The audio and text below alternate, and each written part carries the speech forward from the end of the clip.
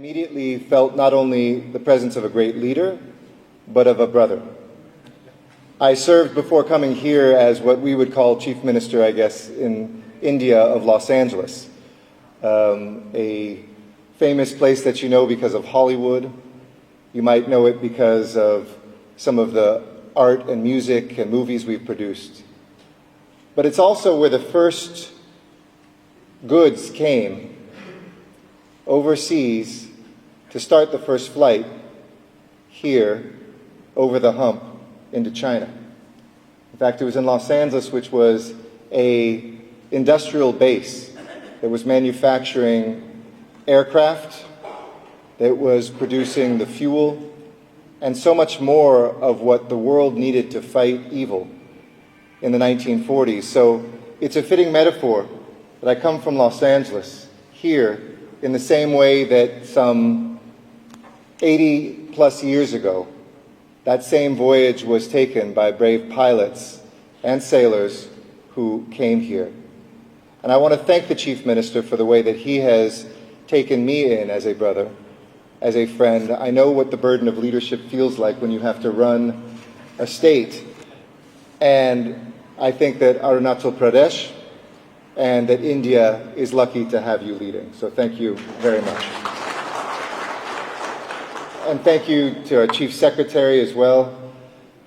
I'm so honored to be here with Colonel Hess and Colonel Cooper, who may be the first men in uniform in this state from the United States military since tens of thousands of servicemen and the women that supported them served here. And I just want to say what an honor it is for both of you to be here and for me to serve alongside. Thank you, Colonels Hess and Cooper as well. We come here today not just to mark history, but to make history. To see the ways in which each one of us is called not just to witness the past, but to do something to change the future. And I want to thank this entire community and the vision that it took to build a museum since 2016, I believe it was, when this vision first came forward. And when you think through what Oken and this team have put forward, this isn't just a gift for Arunachal Pradesh. It isn't just a gift for the families whose lives will be affected by being able to come here. It is a gift to India and to the world. And I saw with my own eyes that this isn't just a museum in some remote part of India, halfway around the world from the United States. This is a world-class museum already in its opening day. So congratulations, Oken, and to Aramban and the entire team that has made this happen. We're here today because the events that occurred during World War II, when the Japanese army blocked the Burma Road, the major supply artery for Allied forces in Asia. The only way we knew to provide troops in China with life-saving supplies was to take to the skies. One of the dramatic things about this state is you're almost at its lowest point at sea level, and at its highest point, almost at the highest point on the face of the earth, in a single state. We talk about the friendship between the United States and India as something that stretches now from the seabed to the stars.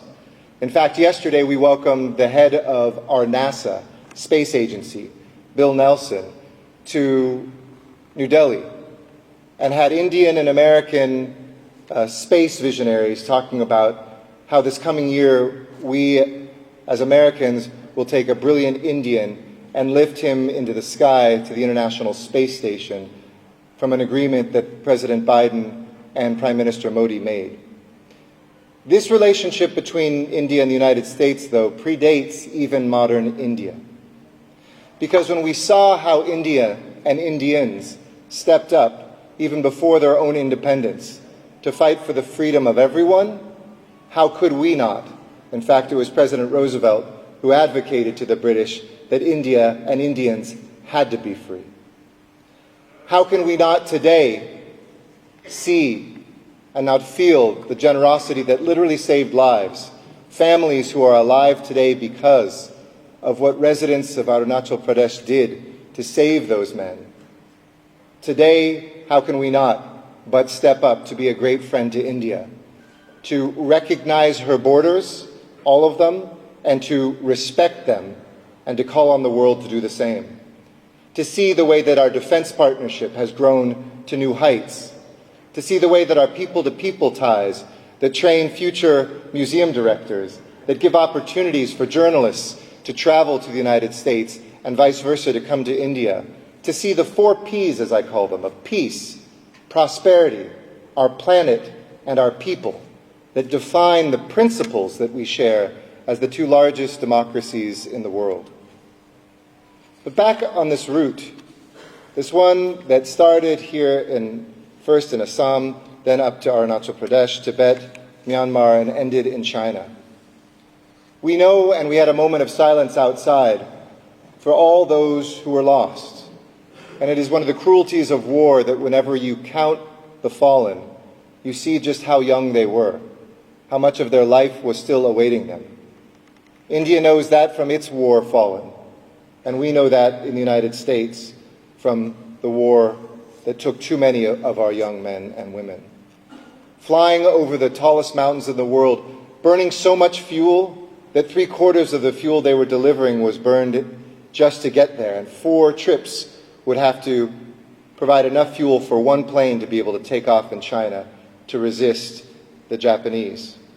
Slow and heavy and weighed down with cargo, planes like the Douglas C-47, converted B-24s, flew like lumbering bricks against an unforgiving terrain, blasts of wind unlike any other in the world, with poor maps, with limited navigation, with their own eyes and whatever was available. They hung on to hope. And one of the most moving things I just saw in the museum was a letter from one man who worked here in the hump. It sounds like he was a maintenance person, writing his wife, wondering, whether he would make it back. There was nowhere to land, there was nowhere to go but onward, to push with courage and with commitment.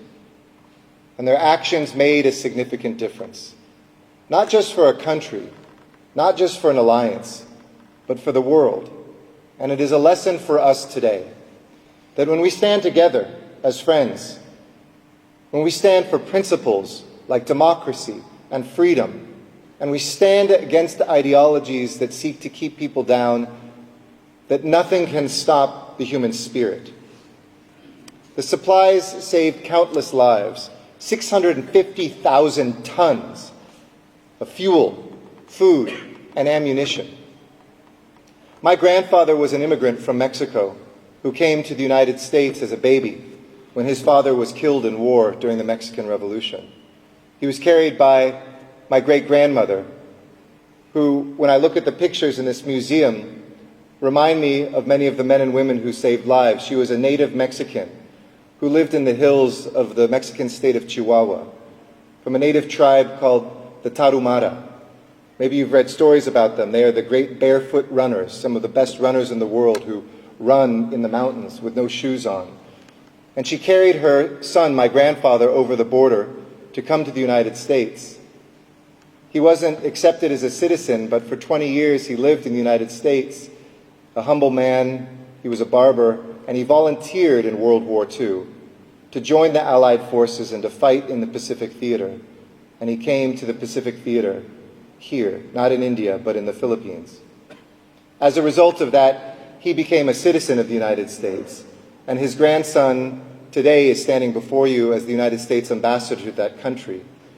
When that courage steps forward, when the compassion that we saw in the hills reaches out its hands, history changes forever. But we also know that some of the stories don't end with a happy ending. It's 600 to 700 planes that were lost, those who are still unaccounted for today. But we as Americans, and I know you as Indians, think that nobody should ever be left behind. And if it's too late, their memory should never be left behind. And that's why our Defense POW/MIA Accounting Agency, known as the DPAA, returned to India annually with one goal: to recover the remains of those missing in action and to reunite them with their families for burial in their home country. I can't say strongly enough how grateful we are to the government of India, to our dear friends who know that our war dead means something to you, to us, and to this world. And we're grateful for the partnership of the Indian state, and I want to thank the government of Arunachal Pradesh in particular, who has stepped up to not only make this museum a reality, but to make those journeys possible. The local officials, guides like Oken and others who help us get there and realize our shared history. In closing, let me quote a poem that has always moved me by Robert Browning, who once wrote that a man's reach must always exceed his grasp. A man's reach must always exceed his grasp. What does that mean? It means we reach for things that we don't think maybe we can hold. Maybe it's the building of a new dam. Maybe it is the museum that you wonder if anybody will support. Maybe it's a trip up into the hills that changes your life forever. Maybe it's somebody who's 20 years old getting behind or getting into the cockpit of a plane he's barely flown and told to go fly over the most difficult terrain anywhere in the world to try to save freedom. And the second line of that poem, after it says, a man's reach must always exceed his grasp, says, after all, what else is heaven for?